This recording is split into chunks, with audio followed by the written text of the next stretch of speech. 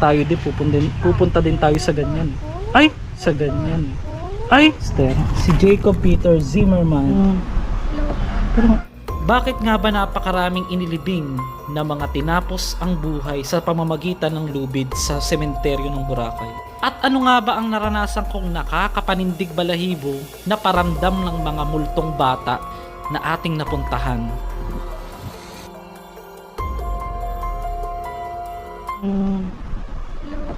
Pero karamihan ng nililibing dito mga nagbigti? Oo, nagbigti. Ilan po? Mga 18, ganyan. Ay,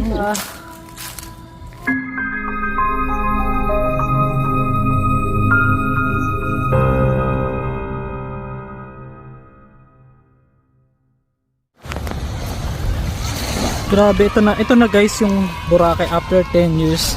Dati napakaraming ano dito. Diyan oh, sagad yan dati. Bakasyonista lang ang Pekmong Master. Tingnan mo. Ito na yung mismong ano oh.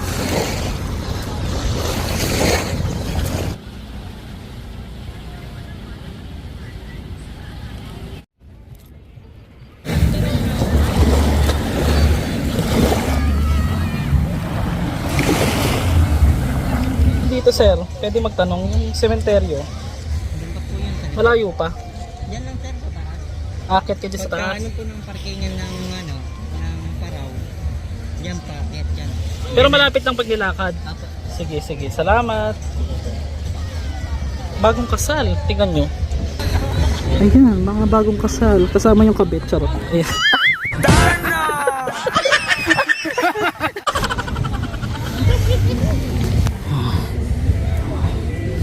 Grabe. Pwede bang magdala? Oo. Gano'ng katagal ginagawa itong isang ganito? 5 hours sir. 5 oras? Lahat na yan kasama yung kastilyo? Hindi, ito ba? Ito yung parang halaman dagat, diba? Kaya kalumo. Tapos ito yung nagiging buhangin. Opo. Ay, oo nga. Dati pa to. Pag natutuyo. So, tignan nyo to guys. Oh. Parang gusto lang abandon na siya. May tao kaya sa loob yan. Parang gusto kong pasukin mamayang gabi. Charot. Ito pa oh. Ang daming abandon pala dito. So yan, habang hinihintay natin yung sunset guys, pupuntahan na natin yung sementeryo muna. Mag-aalas 5 na pero grabe yung init, mainit pa rin. Parang ano yun, parang disyerto yung naalala ko dati guys. Pag naglalakad ako, papasok ako sa trabaho mula station 2 hanggang station 1, nilalakad ko lang to. Sisimula ako ng lakad mga 8, sakto makarating ako almost 9 na para lang makapasok sa trabaho.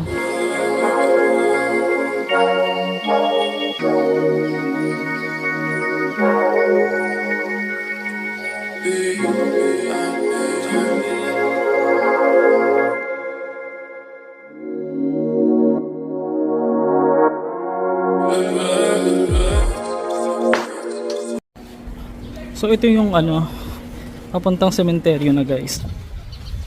Ay, hindi naman pala ganun ka hindi naman ganun ka creepy. Simple lang. Ay, hala, bakit may kabaong dyan? Syempre sementeryo malamang. Actually ito nga raw yung isa sa pinakalumang sementeryo dito po sa Boracay. At first time ko din dito, although hindi ko akalain nga pagbalik ko rito sa Boracay ay vlogger na tayo mga master, dahil nga sa suporta nyo, sa tulong ninyo. Kahit puro cemetery yung mga binablog natin, ayan o, pamilya. Ang laki. Doon tayo sa part na yun. Comment below sa mga kababayan nating Aklanon or taga dito sa Boracay, ano yung mga pamahiin ninyo o paniniwala po ninyo tungkol po sa mga sementeryo o sa mga patay. Kasi iba-iba tayo, bawat kultura. Doon tayo sa kabila guys. Ang nakakapangilabot na tunog na ito ay para bang iyak ng isang babae na naghihirap. At mapapansin nyo naman na hindi ko to narinig nung nandito ako. Tingnan nyo naman guys, para sa inyo. Inuna ko munang mag-vlog sa sementeryo bago maligo sa beach. ng Boracay. Tingnan nyo to. Ayan, may mga butas-butas na dyan. Ayan. Ay, may anghel dun, oh. Sa idun, oh. Sa ilalim. In fairness, ha. Malinis-linis naman ang kanilang daming jumper. Charot. Jumper agad. Ba't puro nakahang yung mga patay?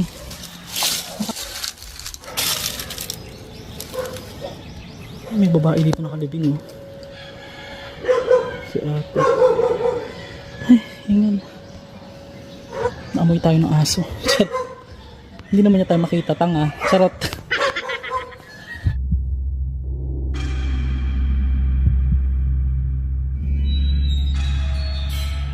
Pangalan dito na Red Latter. Latter ba to? So karamihan nga ng mga puntod dito ay mga foreigner, mga master. So tignan nyo yan, no? Hmm? Oo. Ito po. May sa gitna din. Pero may picture po, yung isa. Oo, doon sa gitna.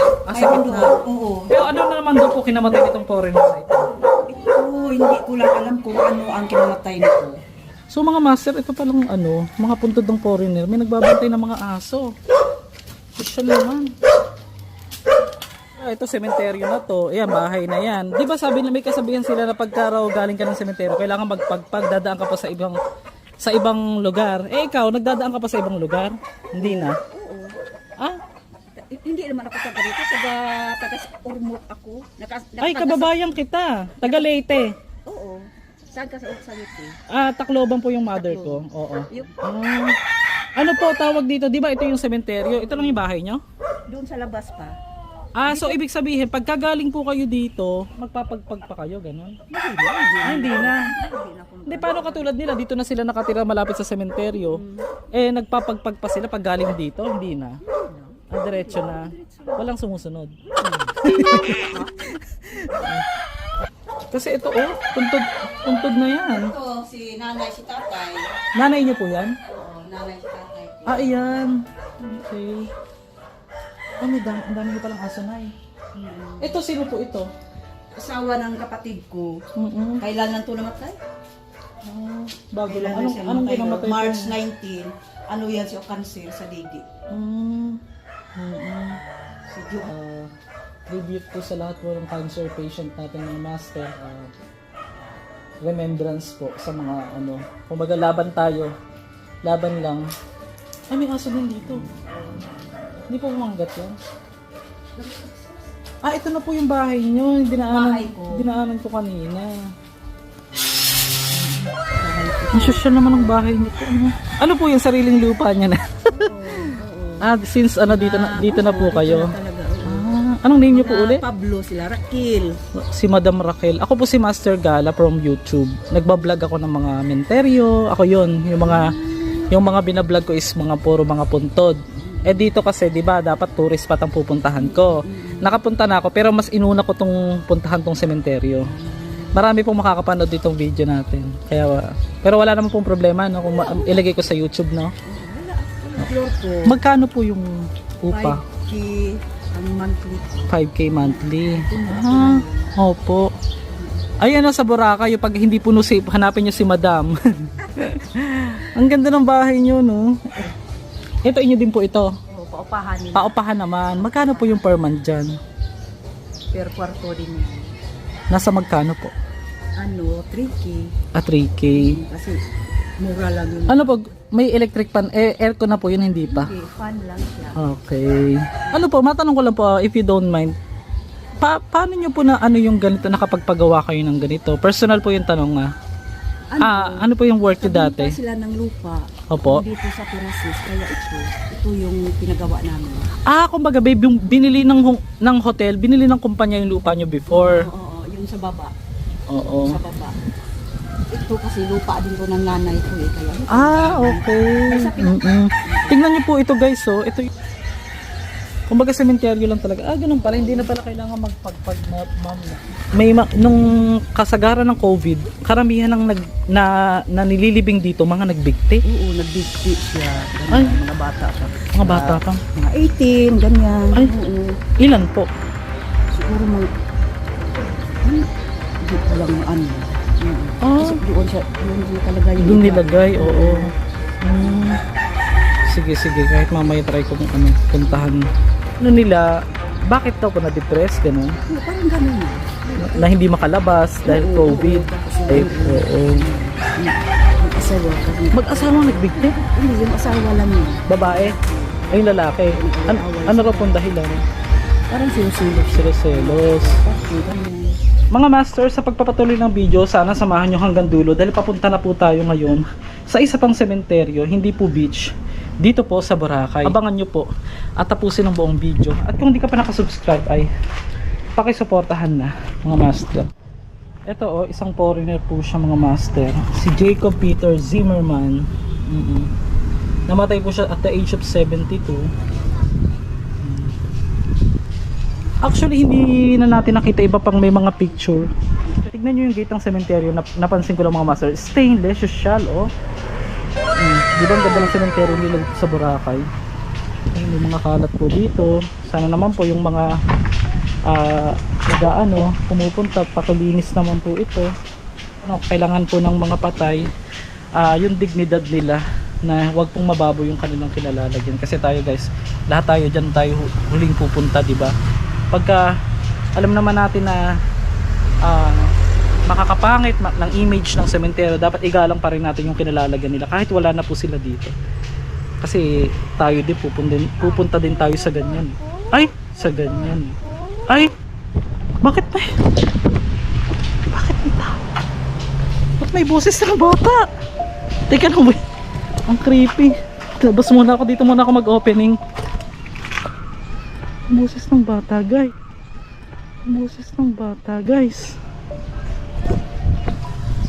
Parang may narinig talaga ako, guys, eh.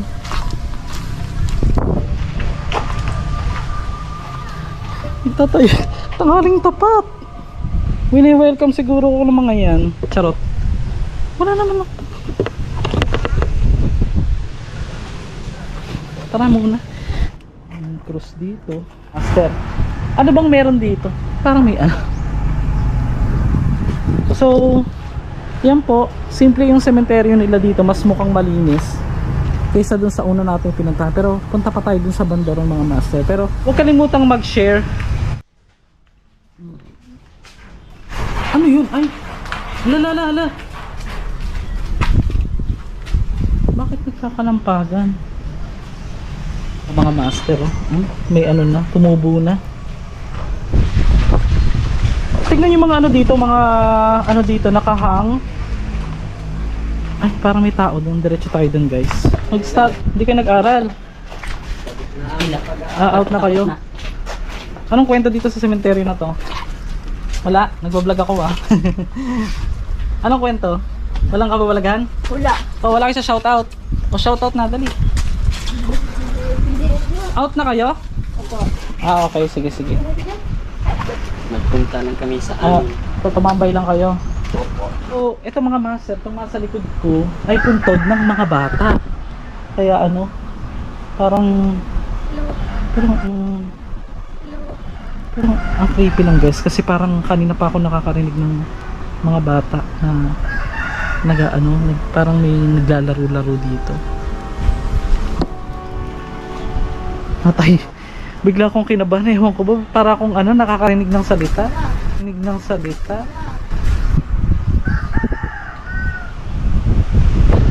Teka lang, guys. So ito, makikita nyo yung mga bata dito. So nakakita ko ng punto dito ng magkapatid, mga master, dito po sa Boracay. Meron ditong isa, yung nasa right side ay pinanganak ng 1967 at pumanaw ng 2023 ng February 9 sa edad na 55 years old. Ngayon, ito namang isa, napansin ko lang hangin lang yan. Huwag kayong charot. Ito namang isa, pinanganak naman siya ng 1975 at pumanaw naman ng March 2023. So, nauna lang ito ng ilang buwan, sumunod itong kapatid niya, mga master. Tapos may palayo po ditong nakalagay, hindi ko na po masyadong papakita yung mukha. Gaga. Yan. So puntod po ito ng isang pangalan niya ay tinatawag na Gaga o Gaga. Nakikita nyo to, guys. Susubukan natin pumunta sa ilalim. Ay! Wala namang hangin. Hindi po ako nandito para manggulo, nandito lang po ako para mag-vlog. Siyempre alam niyo naman po natin, Boracay po ito. Oh my gosh!